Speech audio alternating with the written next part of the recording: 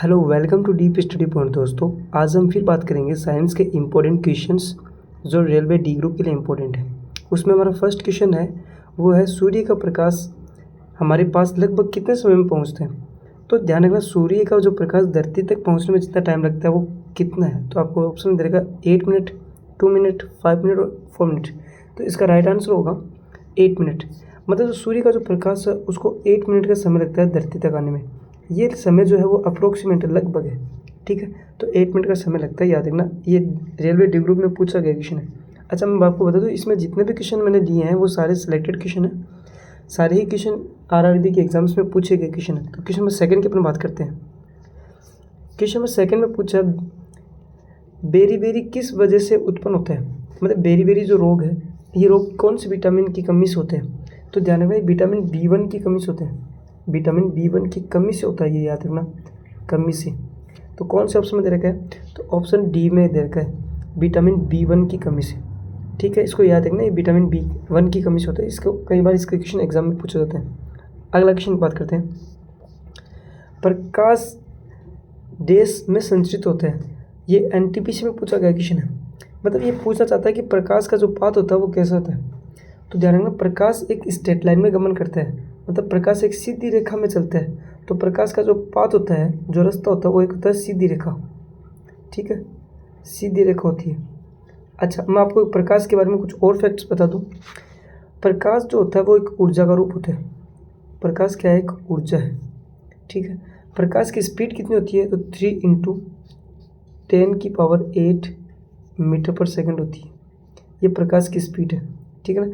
ये question exam में पूछ जाते हैं इसलिए मैंने आपको बताया है, ठीक है। चलते हैं फोर्थ क्वेश्चन पे। फोर्थ क्वेश्चन में दे रखे हैं, फोर्थ क्वेश्चन में पूछा है कि प्लास्टर ऑफ पेरिस किस से बनता है। तो प्लास्टर ऑफ पेरिस जो होता है वो जिप्सम से बनता है, ठीक है। अच्छा, याद रखना प्लास्टर ऑफ पेरिस जो होता है इसका आपसे कई बार फॉर्मूला पूछता है। तो इसका फॉर्मूला होता है CaSO4 ½ H2O, ठीक है। ये होता है प्लास्टर ऑफ पेरिस का फॉर्मूला, ठीक है। इसको नोट करना, ये पूछता है एग्जाम में कई बार। अच्छा, मैंने बता दिया प्लास्टर ऑफ पेरिस बनता किससे, जिप्सम से बनता है, ठीक है। एक चीज़ और बता दूँ आपको, ये जो भुजा हुआ चूना है इसका फॉर्मूला याद रखना। भुजा हुआ चूना जो होता है इसको बोलते हैं, इसका फॉर्मूला होता है CaOH2, ठीक है। ये भी कई बार फॉर्मूला पूछता है, भुजे हुए चूने का फॉर्मूला क्या होता है, तो CaH2 होता है। इसको भी याद रख लेना। चलते हैं नेक्स्ट क्वेश्चन पे। नेक्स्ट क्वेश्चन पूछा आपसे, मानव शरीर में मौजूद सबसे कठोर पदार्थ कौन सा होता है। तो मानव शरीर में सबसे कठोर जो पदार्थ होता है वो होता है दांत की परत। जो दांत होते हैं मानव शरीर के, ये सबसे कठोर पदार्थ होते हैं। अगला क्वेश्चन, क्वेश्चन नंबर 6। मानव मस्तिष्क जो है या ब्रेन जो है इसका जो वेट होता है, वजन होता है वो कितना होता है।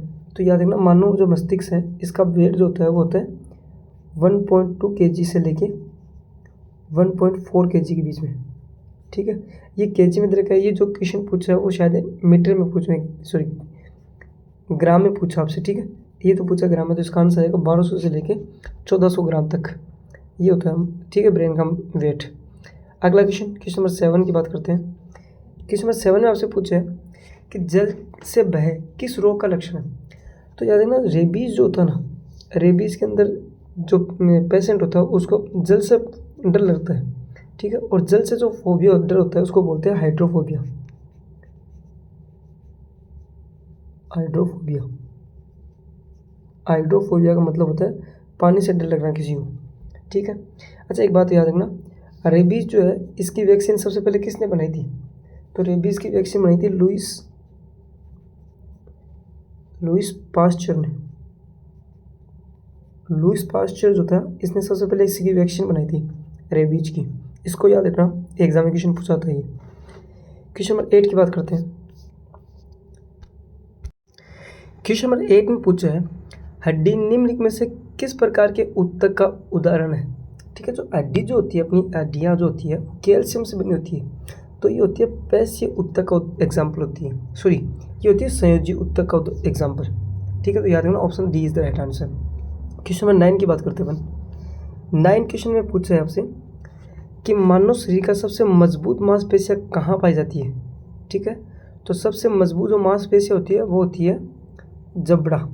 जबड़ा जो होता है वो सबसे मजबूत मांसपेशी होती है। क्वेश्चन नंबर 10 की बात करते हैं। सबसे भारी धातु कौन सी होती है? देखो इसमें याद रखना, ऑप्शन दे रखे हैं। सबसे ये डी ग्रुप में पूछा गया क्वेश्चन। सबसे भारी जो धातु होती है वो होती है ओसियम, ठीक है। अच्छा, कुछ एग्जांपल्स भी दे रखे हैं आपको, मैं बता दूं। सबसे पहले बात है सोना। तो सोने का जो प्रतीक होता है वो क्या होता है? तो सोने का जो प्रतीक होता है वो होता है AU। AU से इसको डिनोट करते हैं। अच्छा, इसका परमाणु संख्या क्या होती है? तो इसकी परमाणु संख्या होती है 79, ठीक है। अगला क्वेश्चन दे रखा है पारा, ऑप्शन दे रखा है पारा। तो पारा जो होता है इसको Hg से डिनोट करते हैं। इसका सिंबल क्या होता है? Hg। ये 80 नंबर पे होता है, ठीक है, आवर्त सारणी के अंदर। ओस्मियम जो होता है, ओस्मियम का जो प्रतीक होता है वो होता है OS, ठीक है। और ये कितने पे आता है? 76 पे आता है। अगला टंगस्टन। टंगस्टन जो है वो आता है, इसका प्रतीक तो होता है W, और ये आता है 74 पे, ठीक है। इनको याद रखना, ये जो प्रतीक होते हैं ये भी पूछता है एग्जाम में, और इनकी परमाणु संख्या भी पूछता है, इसको भी याद रख लेना। अगला क्वेश्चन में 11 की बात करते हैं अपन। 11 में जो पूछा है प्रतिरोधकता का व्युत्क्रम को क्या कहते हैं? देखो प्रतिरोधकता जो होती है उसका जो व्युत्क्रम होता है उसको चालकता बोलते हैं। तो option C is the right answer, ठीक है। अगर मान लो चालकता C है तो प्रतिरोधकता क्या होगी? 1/ρ। ρ होती है प्रतिरोधकता, मतलब जिसकी प्रतिरोधकता कम होगी उसकी चालकता अधिक होगी, ठीक है। और जिसकी प्रतिरोधकता अधिक होगी उसकी चालकता कम होगी, ये भी याद रखना, ठीक है ना। अगला क्वेश्चन नंबर 12 की बात करते हैं। क्वेश्चन नंबर 12 में आपसे पूछा है ग्रहों की गति के नियम किसने दिए थे? ठीक है, ये NTPC में पूछा गया क्वेश्चन है। ग्रह की जो गति के जो नियम दिए थे वो केपलर ने दिए थे, ठीक है। गति के केपलर के 3 नियम दिए थे उन्होंने, 3 नियम्स, ठीक है, ये भी याद रखना। इसको बोलते हैं केपलर के गति के नियम। क्वेश्चन नंबर 13 की बात करते हैं। 13 में आपसे पूछा है पृथ्वी की सतह पर प्लाइन वेग क्या होता है? देखो पहले अपन बात करते हैं प्लाइन वेग क्या होता है।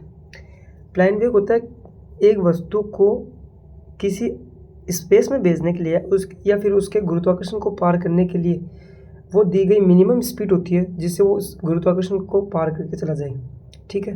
जैसे मान लो अपन किसी ऑब्जेक्ट को यहाँ से धरती से फेंकते हैं, किसी ऑब्जेक्ट को अपन धरती से फेंकते हैं तो वापस वो ऑब्जेक्ट नीचे आ जाता है, ये पता है अपने को। अच्छा, एक स्पीड ऐसे होती है कि वो पृथ्वी के गुरुत्वाकर्षण को पार करके चला जाए, ठीक है, और वापस नहीं आता वो। तो जो स्पीड जो अपन फेंकते हैं उस स्पीड को बोलते हैं प्लाइन वेग, ठीक है। तो अपन इस बात करते हैं कि पृथ्वी का जो प्लाइन वेग होता है वो कितना होता है। तो पृथ्वी का जो प्लाइन वेग होता है वो होता है 11.2 किलोमीटर पर सेकेंड। ये स्पीड याद रखना, किलोमीटर पर सेकेंड, ये होता है 11.2 किलोमीटर पर सेकेंड। तो option number D is the right answer. ये वो मिनिमम स्पीड होती है जिससे किसी ऑब्जेक्ट को फेंकने के बाद ऑब्जेक्ट वापस नहीं आता है, ठीक है, याद रखना इसको। अगला क्वेश्चन की बात करते हैं। क्वेश्चन नंबर 14 में पूछा विटामिन B1 की कमी से कौन सी बीमारी होती है? अभी मैंने ये पहले डिस्कस कर रखा है क्वेश्चन। विटामिन B1 की कमी से जो रोग होता है, जो बीमारी होती है उसको बोलते हैं बेरी, ये मैंने बता दिया आपको, ठीक है। अच्छा, बेरी जो रोग है ये किस पार्ट को, मतलब बॉडी के किस ऑर्गन्स को डिफेक्ट करता है? तो ये करता है तंत्रिका तंत्र को, तंत्रिका तंत्र, और साथ ही किसको करता है? हृदय को करता है, हृदय को, इन दोनों को इफेक्ट करता है ये, इसको भी याद रखना।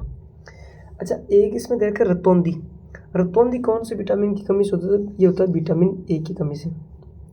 विटामिन ए की कमी से जो रोग होता है उसको बोलते हैं रतौंधी। क्वेश्चन नंबर 15, लास्ट क्वेश्चन की बात करते हैं। लोहे पर जंग लगना किस प्रकार की एक अभिक्रिया का एग्जाम्पल है? ठीक है, इसको डिस्कस करते हैं अपन। लोहे पर जंग लगना किस प्रकार की अभिक्रिया का उदाहरण है? तो ये जो उदाहरण है वो है रेडॉक्सी अभिक्रिया का। रेडॉक्सी जो अभिक्रिया होती है उसका उदाहरण है, ठीक है, उसको याद रखना। मिलते हैं नेक्स्ट वीडियो में, तब तक के लिए धन्यवाद।